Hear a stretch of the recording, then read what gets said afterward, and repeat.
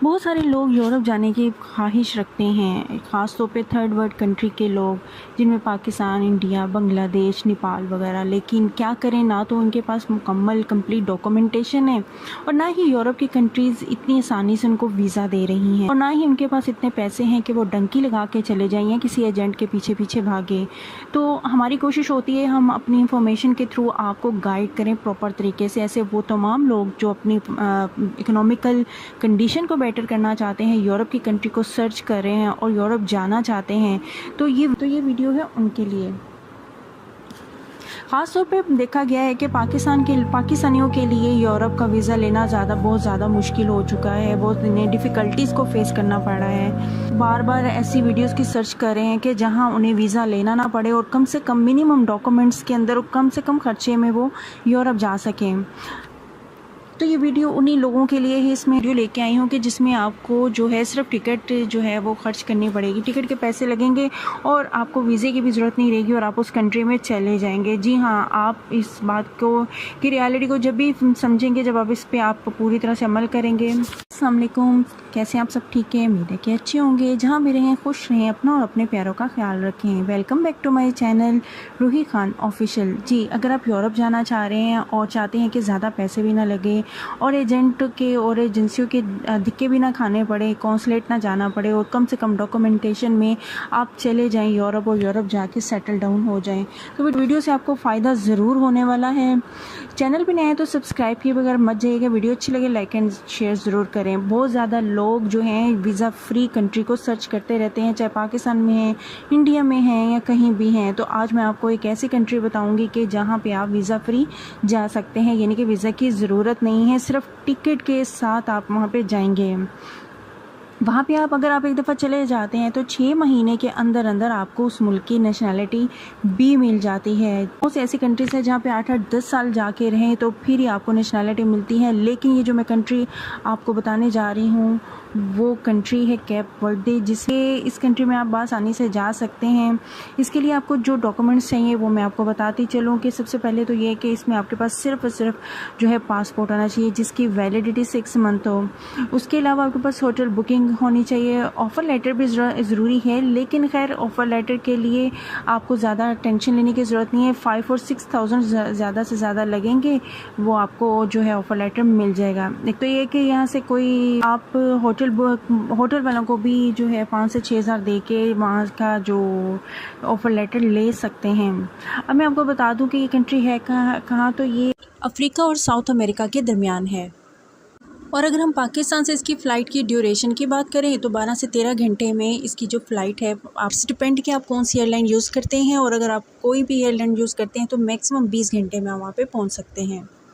अब बात कर लेते हैं कि कैप वर्दे जाने के लिए पाकिस्तान से कौन कौन सी एयरलाइंस जो है जाती हैं। तो इसमें PIA हमारी इंटरनेशनल एयरलाइन है, वो भी कैप वर्दे जाती है। कतर एयरवेज़ पे भी जा सकते हैं, इसके अलावा तुर्किश एयरलाइन पे भी जा सकते हैं। और अगर इनकी आबादी की बात की जाए तो आबादी इनकी बहुत ही कम है, यानी कि 5 से 6 लाख आबादी है। लेकिन ये इतना खूबसूरत है कि यहाँ पे हर साल जो है लाखों टूरिस्ट आते रहते हैं, जिसकी वजह से यहाँ पर जॉब अपॉर्चुनिटीज़ भी साथ साथ निकलती रहती हैं।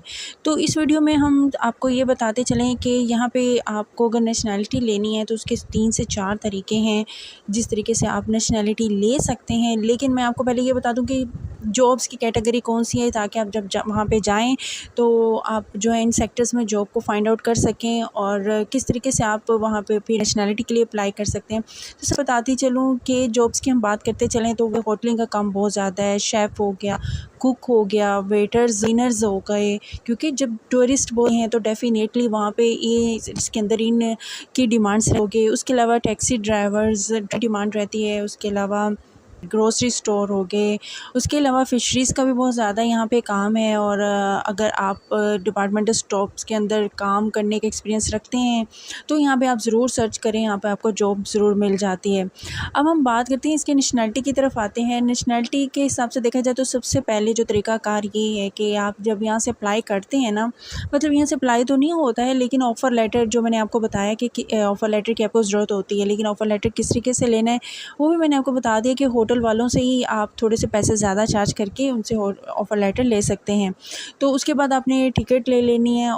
होटल की बुकिंग लेके आपने जो है एयरपोर्ट चले जाना है और फिर वहाँ से आपको वीज़ा ऑन अराइवल जो है मिल जाएगा और फिर आपको 1 से 3 महीने का इसका जो विज़िट वीज़ा है इशू कर दिया जाएगा एयरपोर्ट पर।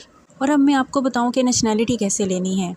इसके 3 तरीके होंगे। इसका जो सबसे पहला तरीका होगा वो ये होगा कि पेपर मैरिज। आप वहाँ जाते ही कोशिश करें वहाँ की किसी लड़की से पेपर मैरिज कर लें, क्योंकि पेपर मैरिज वहाँ पे अलाउ है, क्योंकि उन्हें पता है लोग यहाँ पे आते हैं पेपर मैरिज करते हैं नेशनैलिटी के लिए। तो आप जब पेपर मैरिज कर लेते हैं तो उसके जैसे ही आपका जो है मैरिज रजिस्टर होती है तो फिर आप जो है नेशनैलिटी के लिए अप्लाई कर सकते हैं।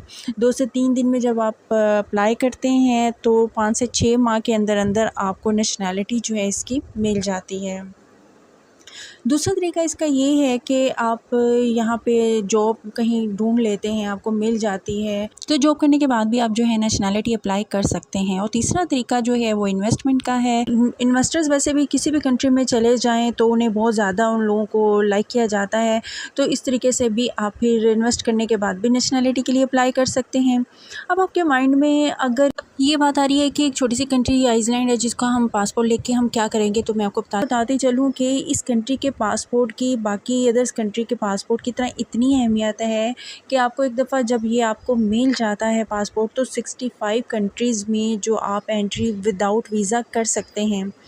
यानी कि सबसे बड़ी जो मैं आपको बात बता रही हूँ वो उसको माइंड में रखें कि यानी कि आप पाकिस्तान हो या इंडिया हो, यहाँ से आपको बहुत ज़्यादा जो है दूसरी कंट्रीज़ में यानी कि यूरोप की कंट्रीज़ में आपको वीज़ा लगना, एंट्री मिलना, वीज़ा फ्री एंट्री मिलना मुश्किल है।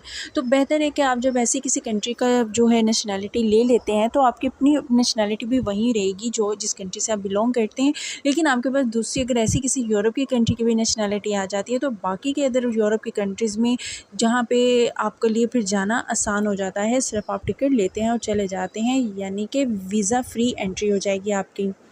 ऑन अराइवल या वीज़ा फ्री चले जाएंगे। तो ये एक बड़ा छोटा सा प्रोसेस है और इस तरीके से आप बासानी जो है यूरोप के अंदर एंट्री ले सकते हैं।